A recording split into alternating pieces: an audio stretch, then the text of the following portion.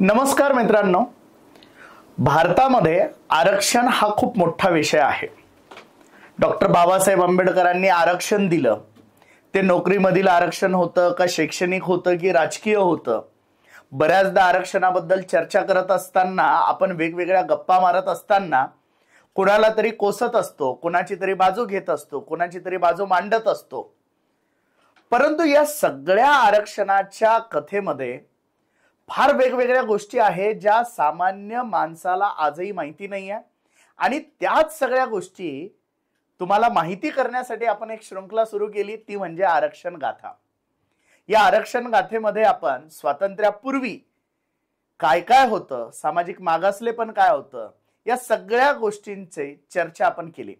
आणि आज आपल्याला अत्यंत मोठी आणि महत्त्वाची गोष्ट या व्हिडिओच्या माध्यमातून चर्चा करायची आहे, ती म्हणजे बाबासाहेबांना त्यांच्या स्वप्नातला जो अपेक्षित भारत होता, बाबासाहेबांच्या स्वप्नातलं जे शैक्षणिक आरक्षणाचा पर्याय होता, हा पर्याय देणारा सगळ्यात पहिला महाराष्ट्र होता। त्या पर्यायाचं सर्वदूर कौतुक झालेलं होतं, परंतु आपल्याला या गोष्टी माहिती नसतात।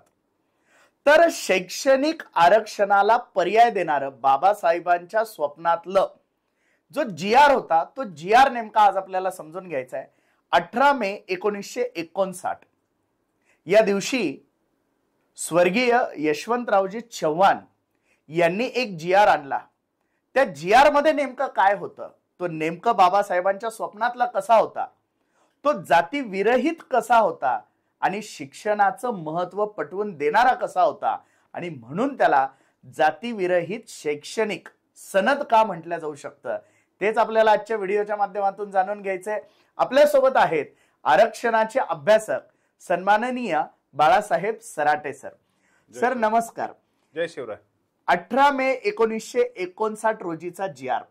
बाबासाहेबांच्या स्वप्नातील शैक्षणिक आरक्षणाचा पर्याय असणारा जी.आर. नेमका काय होता, तो आम्हाला समजून सांगावा। खरं म्हणजे यशवंतराव चव्हाण 1956 मध्ये महाराष्ट्राचे मुख्यमंत्री झाले, आणि त्याच वर्षी बाबासाहेब आंबेडकरांचं धर्मांतरण झालं। आणि बाबासाहेबांच्या धर्मांतरानंतर त्यांचा जो समाज होता, पूर्वाश्रमीचा महार समाज, यांचं आरक्षण गेलं। आणि या समाजाची तर आरक्षणाची गरज पूर्ण म्हणजे त्यांना गरज होतीच।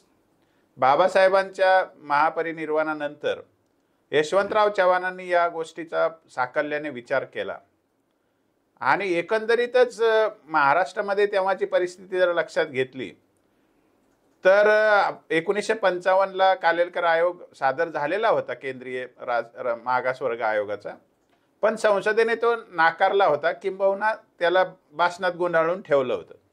त्यामुळे त्या आयोगाच्या आधारे काही आरक्षण राबवणं हे काही शक्य नव्हतं। आणि मग अशा काळात काय करायचं, ते यशवंतराव चव्हाणांनी त्या परिस्थितीचा सगळा अभ्यास केला, आणि त्यांच्या कार्यकाळामध्ये जे महाराष्ट्रात पहिलं स्वातंत्र्यानंतरचं धोरण राबवण्याचं जे प्रतीक आहे, ते म्हणजे 18 मे 1959चा तो जी.आर. गव्हर्नमेंट रिझोल्युशन, ज्याला शासन निर्णय आपण म्हणू। त्यावेळेला मुंबई राज्य होता असं म्हणतात, राज्य मुंबई नव्हतं, तेव्हाही महाराष्ट्रच होता, भाषिक रचना झालेली होती।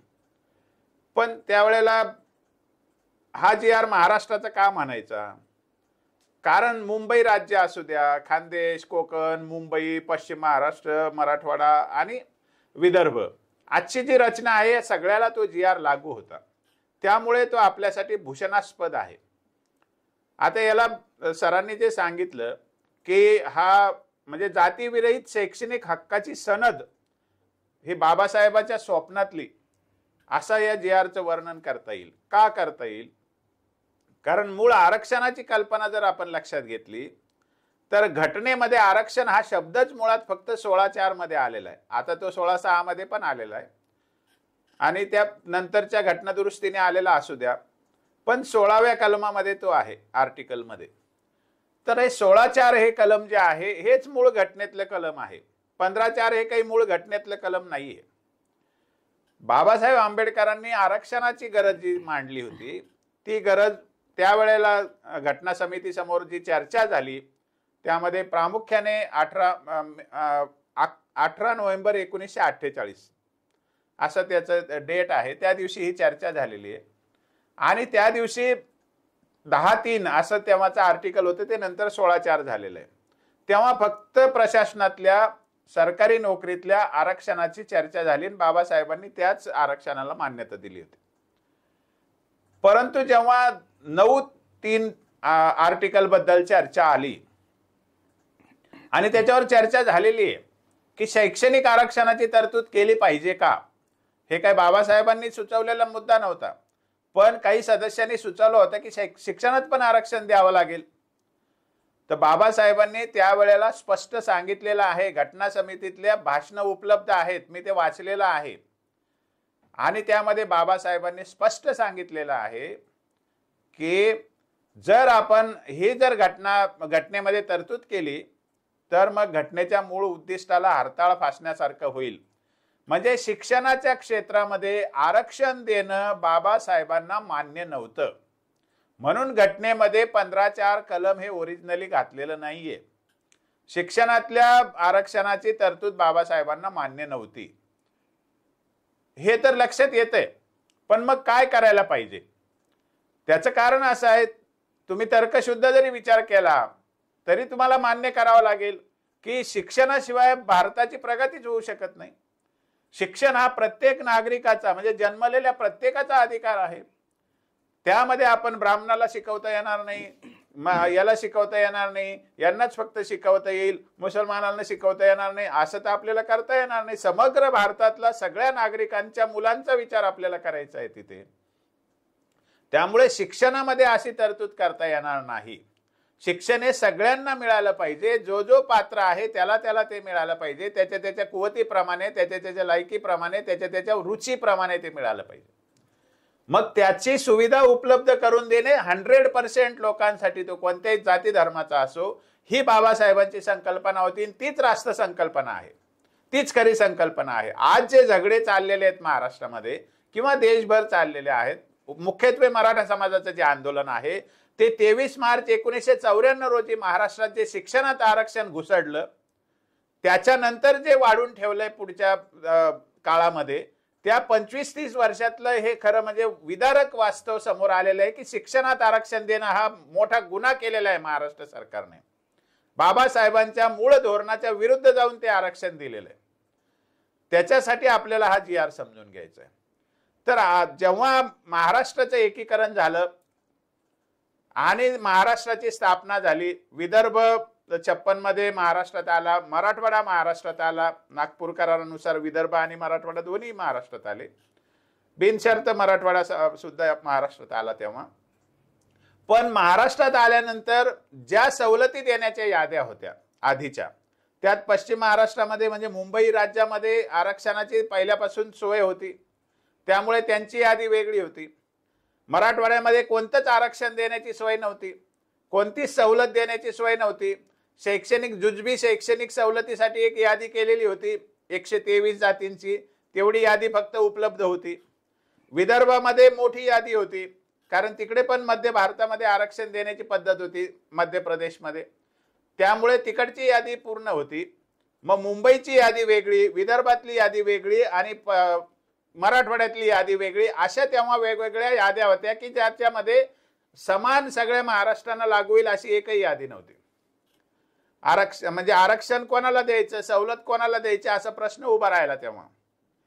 आणि याच्यावर साधक बाधक विचार करून सरकारने असा निर्णय घेतला यशवंतराव चव्हाण यांच्या नेतृत्वाखाली की ह्या सगळ्या याद्या बाद केल्या पाहिजे, कारण या विषम आहे, याच्यातून सगळ्यांना सारखी सवलत देता येणार नाही. आणि त्या दिवशी तर कोणतीही मागासलेल्या वर्गाची नवी यादी तयार झालेली नव्हती.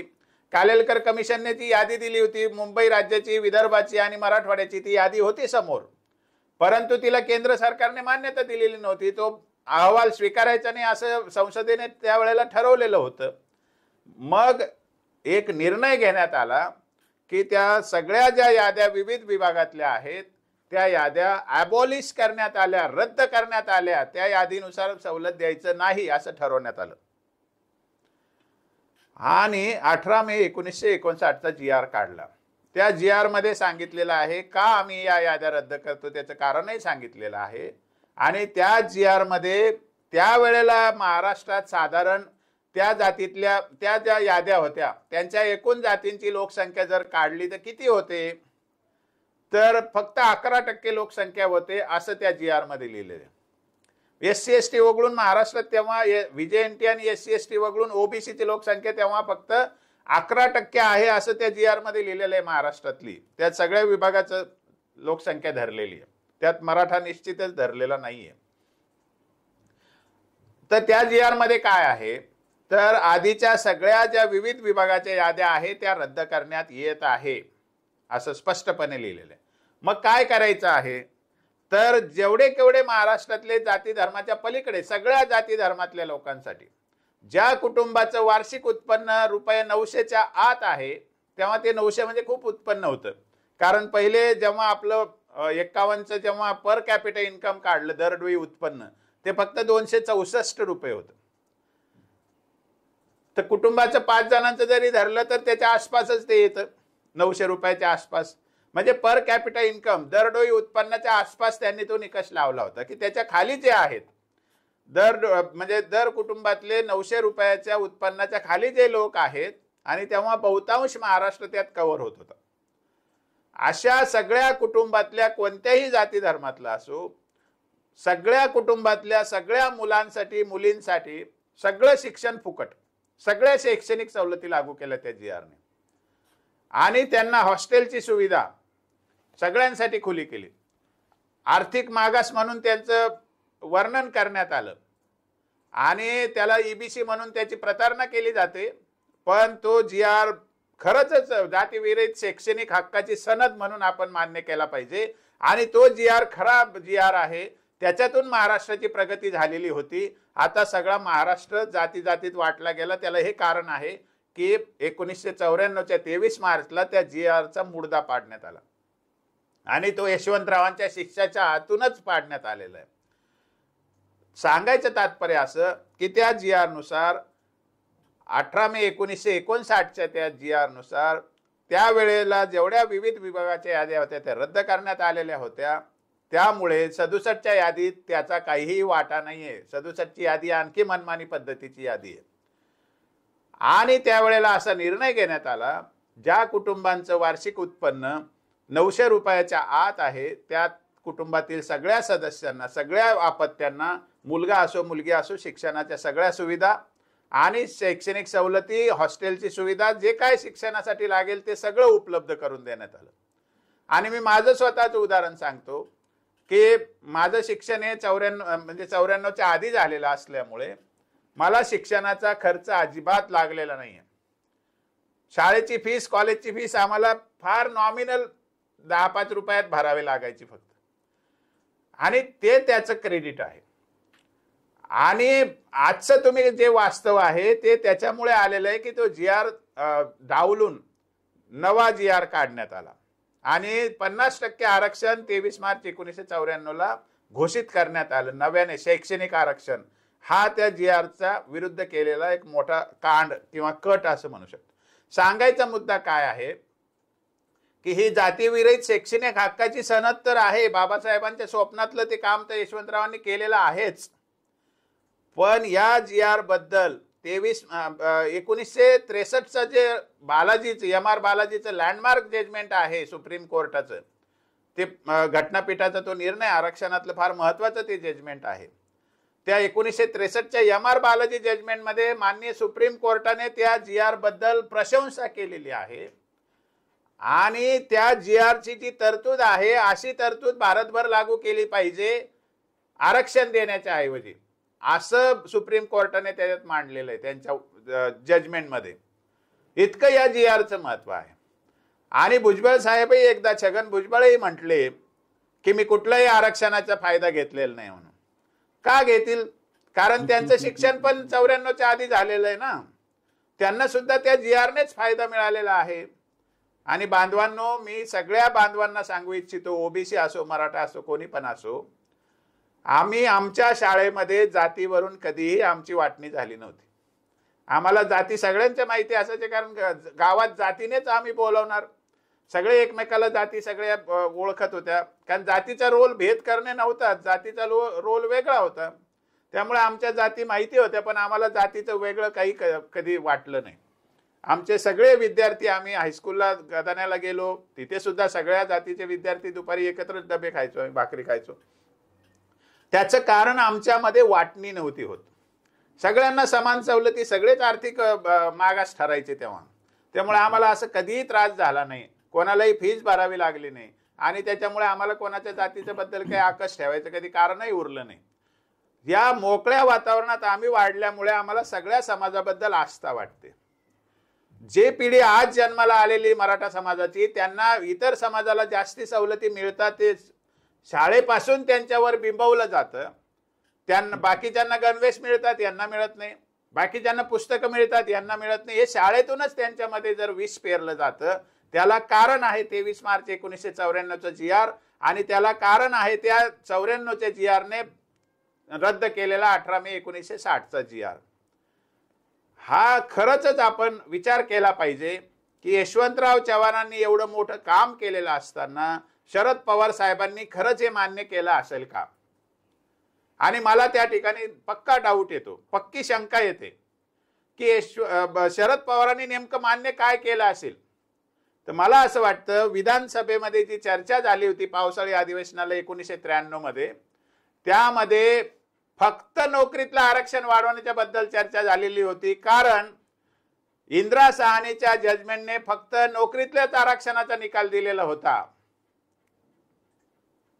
23 मार्च 1994च्या GR मध्ये शरद पवारांनी शैक्षणिक आरक्षणाला मान्यता दिलेली नव्हती. ओरिजिनली त्या नोट काढून बघा तुम्ही. 23 मार्च 1994च्या GR मध्ये फक्त नोकरीतल्या आरक्षणाचा विषय केलेला होता. ओरिजिनली शरद पवारांची नोट काढून बघा, नसती मंत्रालयात उपलब्ध असेल. परंतु प्रशासनातल्या जातीवादी लोकांनी, छगन भुजबळ आणि त्यांच्या कंपूतल्या जातीवादी लोकांनी जेव्हा GR काढला तेव्हा शैक्षणिक सुद्धा आरक्षण घुसळलं, आणि त्या दिवसानंतर शैक्षणिक आरक्षण लागू झालं महाराष्ट्रामध्ये. हे आपण सगळ्यांनी समजून घेतलं पाहिजे. कारण यशवंतराव चव्हाणांचा हा जो GR आहे, हा GR सगळीकडे मी उपलब्ध करून दिलेला आहे. कोणी मला व्हॉट्सअपवर मागितलं तर मी त्याला सहज PDF पाठवू शकतो. आणि हा GR म्हणजे आम्ही या व्हिडिओच्या लिंक मध्ये पण हा GR तुम्हाला PDF म्हणून मिळणार आहे. तुम्ही तिथेही जाऊन चेक करू शकता. या व्हिडिओ मध्ये लिंक मध्ये त्याचे GR तुम्हाला डाउनलोडेबल ठेवू आपण. पण एक लक्षात घ्या की बाबासाहेब आंबेडकर हे आरक्षणाचे खरं म्हणजे मुख्य त्याचे प्रवर्तक आहेत. म्हणजे जरी छत्रपती शाहूंनी आरक्षण दिलं, परंतु जेव्हा घटनात्मक आरक्षणाच्या चौकटीचा जेव्हा विषय आला, त्यावेळेला शाहू महाराजांनी सुद्धा आपण जर विचार केला तर शाहूंनी सुद्धा शिक्षणात आरक्षण दिलेलं नव्हतं. ते सुद्धा सगळ्यांना खुलं होतं. छत्रपती शाहू महाराजांनी सुद्धा फक्त नोकरीमध्ये आरक्षण दिलेलं होतं. आणि महात्मा फुलेंनी शेतकऱ्याच्या आसूडमध्ये जे आरक्षणाची गोष्ट केली ती सुद्धा फक्त नोकरीसाठीच केलेली आहे. बाबासाहेब आंबेडकरांनी सुद्धा जी आरक्षणाची तरतूद घटनेत केली ती सुद्धा नोकरीसाठीच केलेली होती. पण जे अतिशय प्रगत विचाराचे, पुरोगामी, काय त्यांना म्हणजे जागतिक दर्जाचा त्यांचा महान विचार असलेले पंडित जवाहरलाल नेहरू यांचा विचार कमी पडला आणि त्यांनी शिक्षणात आरक्षणाचं घुसडलं. पहिलं बिल जेव्हा 1951ला आलं घटना दुरुस्तीचं, जेव्हा शिक्षणात 15/4 जे आरक्षण लागू होतं, ते आरक्षण त्या पहिल्या घटना दुरुस्तीने घटनेत आलं. डॉक्टर बाबासाहेब आंबेडकर हे कायदा मंत्री होते तेव्हा देशाचे. पण बिल बाबासाहेब आंबेडकरांनी मांडलेलं नाही ते घटना दुरुस्तीचं, ते स्वतः पंडित जवाहरलाल नेहरूंनी बिल मांडलं होतं. आणि त्या घटना दुरुस्तीने या देशामध्ये जातीवादाचं मोठं बीज पेरलेलं आहे असं माझं स्पष्ट मत आहे. कारण शिक्षणामध्ये लहान लहान विद्यार्थ्यांमध्ये तुम्ही जातीवाद पसरवताय, ते मुलाच्या मनावर काय परिणाम होत असतील. आणि हे भयानक परिणाम आपण आता आजच्या या 2 दशकामध्ये बघतो. शेवटच्या 2 दशकामध्ये याच्यामध्ये बाबासाहेब आंबेडकरांचं विजन आणि यशवंतराव चव्हाणांचं विजन आणि 1963ला कोर्टाने घेतलेली भूमिका, या गोष्टीचा आपण विचार करणार आहोत की नाही करणार आहोत. भारताने आरक्षण रिफॉर्म्सला सुरुवात केली पाहिजे आणि पहिल्यांदा शिक्षणातलं आरक्षण रद्द करून सगळ्या गरीब लोकांना आर्थिक निकषावरती सगळ्या शैक्षणिक सवलती आणि शिक्षणाची दारं खुली केली पाहिजे. तिथे जातीवाद आणता कामा नये. तरच भारताचं एकात्म समाज निर्माण होऊ शकेल. हे साधं लॉजिक आहे. विद्यार्थ्यामध्ये जातीचं विष पेरण्याचं काम जे आरक्षण करतंय त्याला कारण शैक्षणिक आरक्षण आहे, नोकरीचं आरक्षण नाहीये. हे सगळ्यांनी समजून घेतलं पाहिजे. म्हणून मी या GR ला खूप महत्व देतो. आणि 1959 पासून तर 94 पर्यंत किती पिढ्या त्या GR मुळे मोठ्या झाल्या. जे भारत चालवणारे आज जे लोक आहेत ते सगळे 94 पूर्वीच शिकून मोठे झालेले आहेत.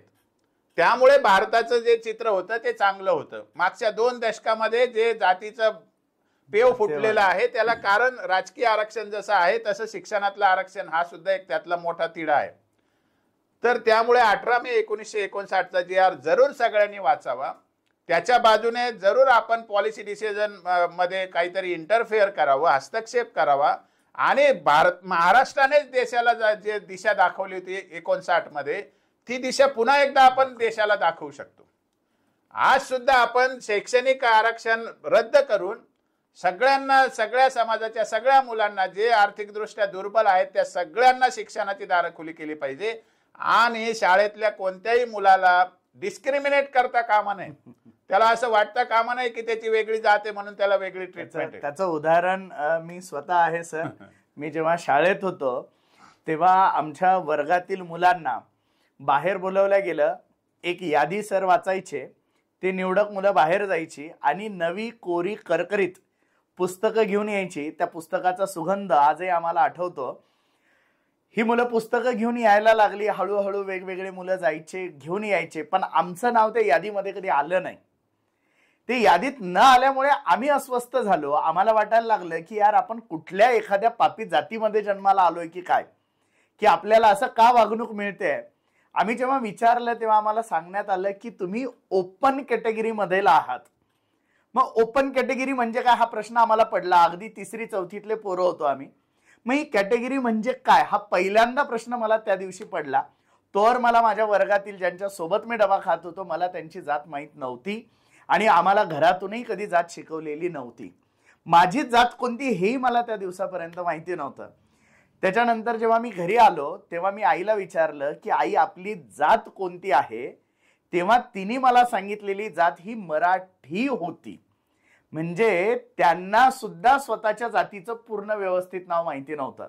म्हणजे जातीबद्दल किती जे आज आपल्याला वाढवून चढवून सांगितलं जातं की हे असं आहे, ते तसं आहे, ते तसं आहे, असलं काही प्रकार नव्हता. आम्हाला जात त्या दिवशी पहिल्यांदा कळाली आणि त्याच्या दुसऱ्या दिवसापासून हा उद्योग सुरू झाला. तुला पुस्तक भेटले का, मग तुझी जात कोणती, अख्ख्या वर्गाची जात आम्हाला त्या दिवशी कळाली. म्हणजे जातीयवादाचं बीज हे 94 नंतर महाराष्ट्रामध्ये पेरलं गेलं आणि आज त्या जातीवादाचा मोठा वटवृक्ष झालेला आहे. जे छगन भुजबळ सांगतात की स्फोटक परिस्थिती आहे, जाती जातींमधला वाद मिटला पाहिजे, तर कुठल्या तरी एका बहुसंख्याक समाजाचा गळा घोटून जातीविरहित समाज निर्माण करणं हे कसंच शक्य नाहीये. त्याऐवजी सगळ्यांना समान न्याय, समान संधी, समान शिक्षण हे जर तुम्ही उपलब्ध करून दिलं तर कदाचित हा जातीवादच होणार नाही. आणि नेमकं हेच 18 मे 1859चा यशवंतराव चव्हाणांच्या सरकारने काढलेला GR सांगतो. आणि म्हणूनच हा GR शैक्षणिक हक्काची सनद म्हणून ओळखला जाऊ शकतो. असा हा GR होता. हा GR बाबासाहेबांच्या स्वप्नातील GR होता असं मला पण वाटतं. सेम जसं सरांनी सांगितलं ना तसं मला माननीय आपले विभागीय आयुक्त राहिलेले आर्दड सर यांनी सुद्धा असाच किस्सा सांगितला. ते ZP चे CEO होते आणि त्यांच्या काळामध्ये असं लक्षात आलं की जेव्हा गणवेश वाटले जातात, पुस्तकं दिले जातात, तेव्हा त्या आरक्षणातल्या मुलांना मिळतात आणि बाकीच्या मुलांना मिळत नाही. आणि जेव्हा ते मुलं तक्रार करायचे की आम्हाला का मिळत नाही, आम्ही कोण आहोत, तेव्हा त्यांची जात सांगावी लागायची. तर त्यांना खूप वाईट वाटलं त्या गोष्टीचं आणि मग त्यांनी त्या दिवशी निर्णय घेतला त्यांच्या अखत्यारीमध्ये की जे काय बजेट लागणार असेल ते बजेट आपण ऍडजस्ट केलं पाहिजे. आणि त्यांनी मग सगळ्या मुलांना समान गणवेश, समान पुस्तकं वाटप अशी पॉलिसी त्यांच्या पुरती लागू केली होती. हेही आपल्याला लक्षात घ्यावं लागेल. तर मुळात सांगायचा मुद्दा असा की शिक्षणात जर जातीवाद आला तर ते फार खोलवर परिणाम होतात.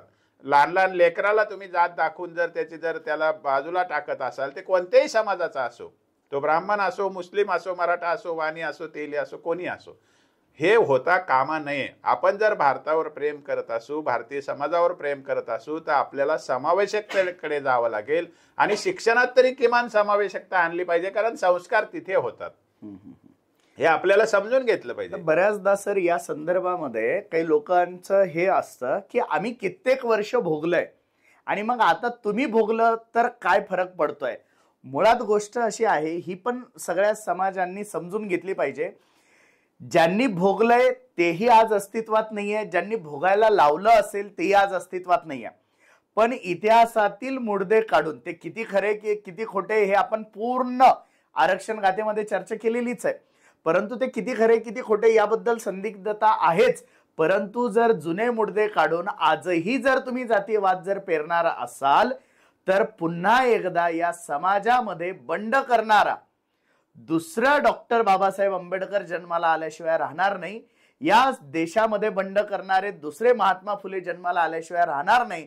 आणि मग हा प्रखर जातीयवाद पुन्हा एकदा दुसऱ्या कुठल्या तरी जातीला सुद्धा सहन करण्याची वेळ येणाऱ्या काळामध्ये देशात येऊ शकते. आपण आशा करूया की आपण पुरोगामी महाराष्ट्राचे नागरिक आहोत. यशवंतराव चव्हाणांनी जे धाडस दाखवलं, कदाचित त्यांचे शिष्य आजही ती चूक दुरुस्त करू शकतात. त्यांच्या आराखड्याप्रमाणे त्यांचं सरकार येऊ घातलेलं आहे महाराष्ट्रामध्ये. आपण आशा करूया सगळे महाराष्ट्राचे नागरिक म्हणून त्यांच्याकडे आवाहन करूया, त्यांना विनंती करूया की ते जे धोरण होतं डॉक्टर बाबासाहेब आंबेडकरांचं जातीविरहित शैक्षणिक हक्काची सनद आणि यशवंतराव चव्हाणांचं, हे जर आपण स्वप्न पूर्ण करायचं असेल तर आजचे राजकारणी कोणीही हे करू शकतो. फडणवीस स्वतःला जर हुशार राजकारणी समजत असतील किंवा माननीय शरद पवार साहेब जर त्यांना अनुभवी राजकारणी आहेत, सामाजिक धोरणाचे ते पुरस्कर्ते आहेत, तर अशा लोकांनी या गोष्टीला पाठिंबा दिला पाहिजे. आणि ज्यांच्यावर कधी काळी अन्याय झालेला आहे त्या अन्याय शाळेत आणायची गरज नाहीये. त्यांचा अन्याय जिथे तिथे सामाजिक दृष्ट्या त्यांच्यावर अन्याय आहे तिथे त्यांना जरूर जास्तीचं प्रोटेक्शन दिलं पाहिजे. मग घरांचा विषय असेल, नोकरीचा विषय असेल किंवा अन्य त्यांना सुविधा देण्याचा विषय असेल, त्याला शाळेतल्या मुलांचा कुठे विरोध असायचं कारण नाही. मुळात शाळेच्या आत जेव्हा वर्गात बसतो आपण तेव्हा समान लेखलं तर काय प्रॉब्लेम आहे. त्यांच्या आणखी ज्या विवंचना आहेत त्या घटनात्मक तरतुदीनुसार चालू ठेवाव्या, त्याला काही विरोध करण्याचं कारण नाहीये. आणि आपण एकमेकाबद्दल उणीधुनी काढून तर काही आपण एकात्म समाज निर्माण करू शकणार नाहीये. सगळ्यांना गरजेप्रमाणे सवलती दिल्या पाहिजे, सुविधा दिल्या पाहिजे, हे तर घटनात्मक अधिकारात बसणारी गोष्ट आहे.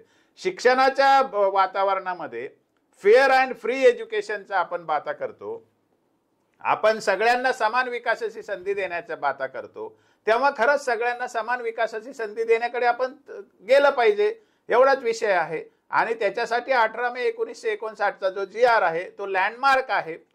तो एक मैलाचा दगड ठरणारा निर्णय होता. आणि तो 23 मार्च 1994ला छगन भुजबळ आणि त्यांच्या कंपनी बेकायदेशीर घटनाबाह्यरित्या इंदिरा साहनीच्या निकालात न सांगितलेला असून सुद्धा मंडल आयोग जो राबवला असं ते स्वप्न सांगतात, असं ते खोटं सांगतात, ते जरी ग्राह्य धरलं ती इंदिरा साहनीने तर नोकरीतल्या आरक्षणाचा निर्णय सांगितला होता, शैक्षणिक आरक्षणाचा सांगितलं नव्हता. मग मंडल आयोग लागू करताना शैक्षणिक आरक्षण लागू करण्याचा कुठे तुम्ही सांगितलेला निर्णय होता. तरी सुद्धा विधिमंडळात चर्चा झाली, तिथे हा निर्णय झालेला नव्हता. शरद पवारांनी जेव्हा निर्णय केला, ओरिजिनल सही केली, तेव्हाही हा निर्णय झालेला नव्हता. नंतर GR मध्ये घुसडून शैक्षणिक सवलती लागू केल्या, शैक्षणिक आरक्षण देण्यात आलं. हे खरं म्हणजे महाराष्ट्रातला सगळ्यात मोठा घटनात्मक फ्रॉड आहे. आणि तो छगन भुजबळ नावाच्या व्यक्तीने केलेलं ते पाप आहे, त्याच्या नेतृत्वाखाली झालेलं ते पाप आहे, हेही सगळ्यांनी लक्षात घेतलं पाहिजे. महाराष्ट्राला जर खरंच पुरोगामित्व सिद्ध करायचं असेल तर शिक्षणामधला हा जातीवाद थांबवला पाहिजे. आणि डॉक्टर बाबासाहेब आंबेडकरांचं स्वप्नातलं जातीविरहित शैक्षणिक हक्काची सनद आणि यशवंतरावांनी त्याला दिलेलं मूर्त रूप 18 मे 1959चा जो GR आहे त्याला माननीय सुप्रीम कोर्टाने 1963च्या MR बालाजी जजमेंटमध्ये जे त्याची सराहना केलेली आहे, त्याचं असं राबवलं पाहिजे भारतभर, असं जे त्यांनी सूचित केलेलं आहे, ह्या GRला आपण पुन्हा एकदा जिवंत केलं पाहिजे. आणि शिक्षणात खऱ्या अर्थाने समावेशकता, एकता, सामाजिक समता आपण निर्माण करण्याच्या दिशेने एक पाऊल टाकलं पाहिजे, एवढंच मी या निमित्ताने आवाहन करतो. तर मित्रांनो, आरक्षण गाथामध्ये आता स्वातंत्र्यानंतर काय काय घडत गेलं ते सगळं आपण या शृंखलेमध्ये बघणार आहोतच. स्वातंत्र्यापूर्वीचे मूळ पुरावे देखील आपण बघितले. आजच्या या व्हिडिओमध्ये आपण 18 मे 1959 रोजीचा GR म्हणजे जातीविरहित शैक्षणिक हक्काची सनद याबद्दल माहिती घेतली. हा व्हिडिओ जर तुम्हाला अभ्यासपूर्ण माहितीपूर्ण वाटलेला असेल तर याला लाईक आणि शेअर करायला विसरू नका. सगळ्यात पहिल्यांदा दिलेला शैक्षणिक हक्क किती चांगला होता, यशवंतराव चव्हाणांनी किती दूरदृष्टी ठेवून हे निर्णय घेतलेला होता, त्याचं सुप्रीम कोर्टाने कसं कौतुक केलेलं होतं, या सगळ्या गोष्टी जर आपल्याला आवडल्या असतील तर इतरांना देखील या गोष्टी दाखवायला विसरू नका. आणि हे चॅनल जर आपण अजूनही सबस्क्राईब केलेलं नसेल तर आरक्षण गाथेमध्ये पुढील व्हिडिओ बघण्यासाठी या चॅनलला नक्की सबस्क्राईब करा. धन्यवाद. जय शिवराय.